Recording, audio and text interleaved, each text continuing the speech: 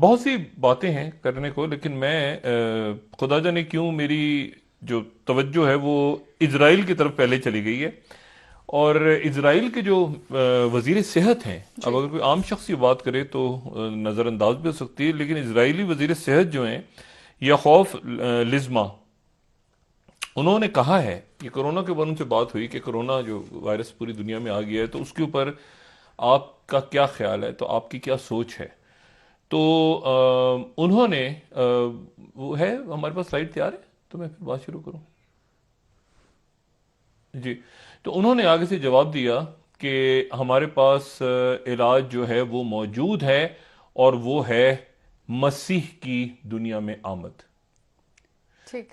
यानी वो जिस बादशाह का इंतजार कर रहे हैं उसका, और जिसको हम मसीह दज्जाल कहते हैं। अब ये उनके हेल्थ मिनिस्टर की तरफ से आज ये बयान आया है, और उन्होंने कहा कि वो दुनिया में आके और फिर ये जितनी बीमारियां, और ये इन्हीं घड़ियों का हमें इंतजार था सदियों से, और अब वो घड़ियां हैं जहां पे वो दुनिया में आके, तो अगर कोई आम उनके कोई रबाई होते या कोई और होता है, लेकिन चूंकि हुकूमत की तरफ से उनके वजीर सेहत का ये बयान आया, तो ये मेरे लिए कुछ इस मरहले पे अलार्मिंग ताजुब, सिचुएशन है, मतलब बिल्कुल। ताजुब की बात थी।